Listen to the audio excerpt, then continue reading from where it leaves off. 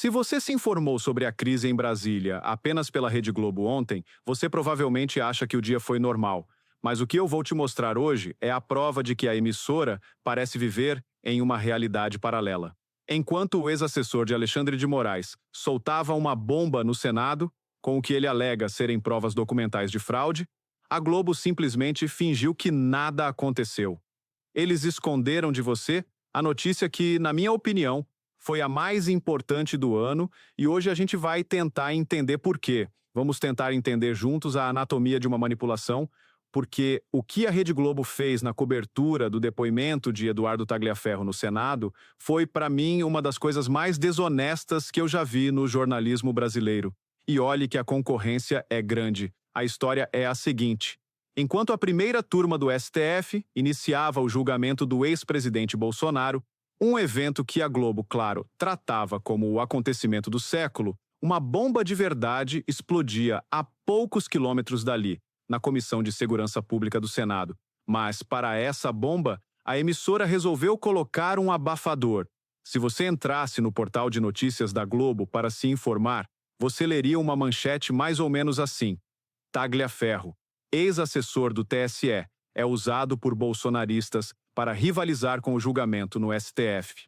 Eu quero que a gente pare e analise a genialidade da maldade que está contida nessa frase. Primeiro, eles o rotulam como ex-assessor do TSE e não como ex-assessor de Alexandre de Moraes, para diminuir a conexão direta com o ministro. Segundo, eles dizem que ele foi usado por bolsonaristas, ou seja, ele não é uma testemunha, com vontade própria, com denúncias próprias. Ele é um fantoche, uma ferramenta, alguém que está sendo manipulado.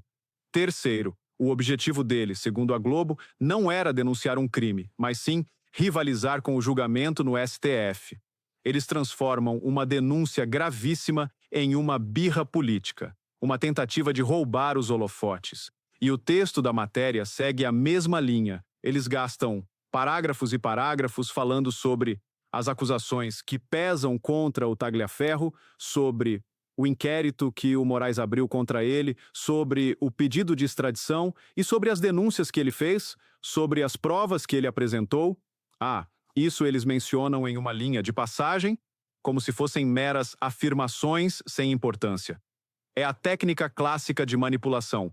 Você pega uma notícia que é prejudicial ao seu lado, ignora o fato principal e foca em desqualificar o mensageiro. É uma vergonha. Agora, vamos sair da realidade paralela da Globo e entrar no mundo real. O que de fato aconteceu naquela comissão? A abertura da caixa preta do Supremo Tribunal Federal. Eduardo Tagliaferro, que como a gente já disse, foi assessor direto de Moraes, apresentou o que ele afirma serem provas documentais de uma fraude processual. E não é uma fraude qualquer.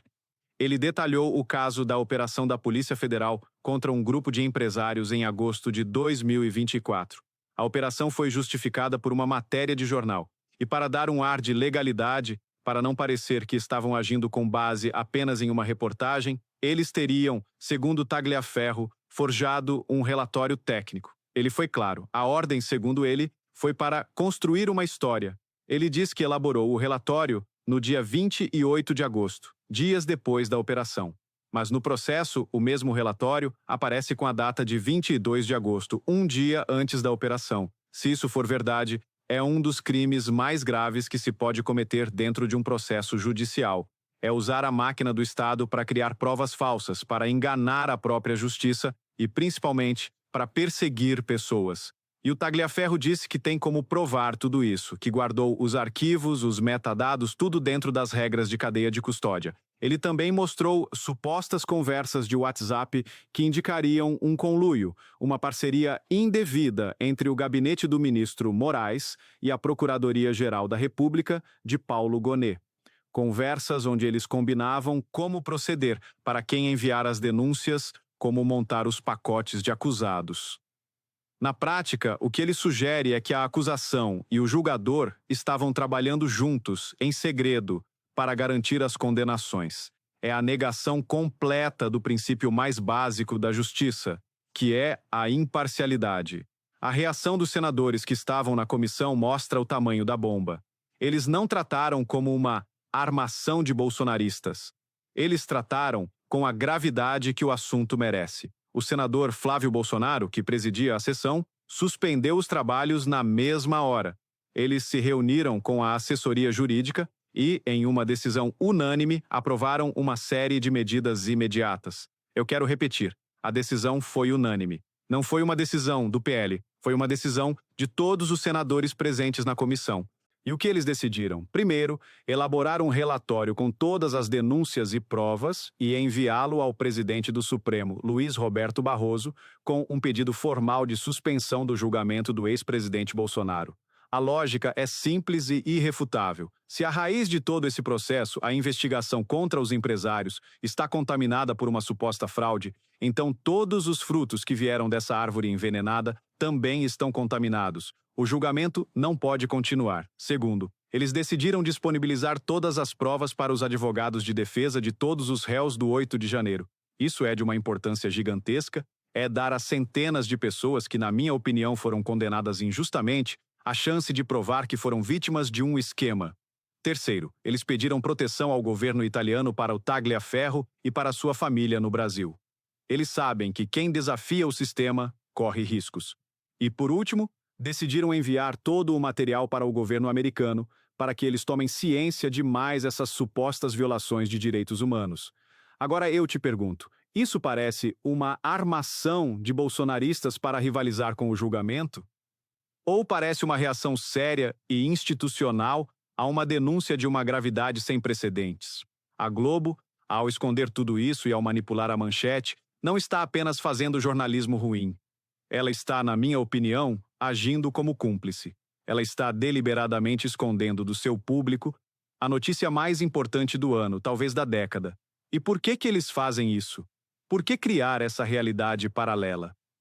Para mim, a resposta é uma mistura de medo e de comprometimento com o projeto de poder que eles ajudaram a instalar no Brasil.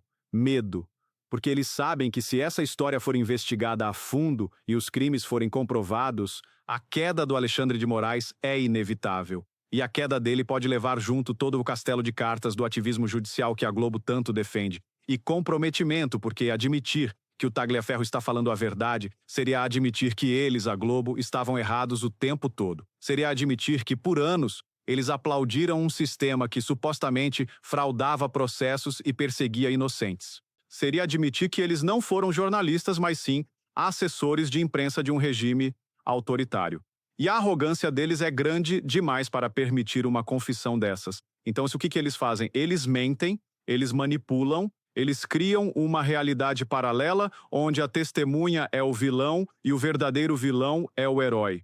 O que essa história toda nos ensina é que a gente não pode mais, de forma alguma, confiar em uma única fonte de informação. A gente precisa buscar, comparar, questionar. A gente precisa apoiar a imprensa independente, os canais como o nosso, os jornalistas corajosos, que não têm medo de mostrar o que a Globo esconde.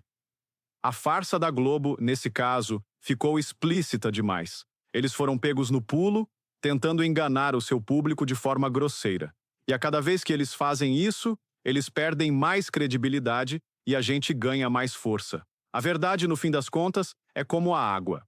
Você pode tentar represá-la por um tempo, mas uma hora ela encontra uma rachadura, ela vaza, e quando ela vem, vem com uma força que nada pode parar. E a denúncia do Tagliaferro, na minha opinião, foi a primeira grande rachadura nessa barragem de mentiras. Essa história da farsa da Globo e das provas que eles tentaram esconder é um retrato perfeito do Brasil de hoje. De um lado, a verdade tentando aparecer. Do outro, o sistema tentando abafá-la. E agora eu quero saber a sua opinião. Você também acha que a Globo manipulou a notícia para proteger o Moraes? Você acredita que as provas apresentadas pelo ex-assessor são a bomba que pode mudar o jogo? Deixe seu comentário aqui embaixo. Vamos conversar sobre isso. Se essa análise te ajudou a enxergar por trás da manipulação da mídia, deixa o seu like e compartilha este vídeo. O Brasil inteiro precisa saber o que a Globo não quer que a gente veja. E se você ainda não faz parte do Orgulho Soberano, agora é a hora. Inscreva-se no canal e ative o sininho, porque aqui a gente não tem medo de mostrar a verdade. Um grande abraço e fiquem com Deus.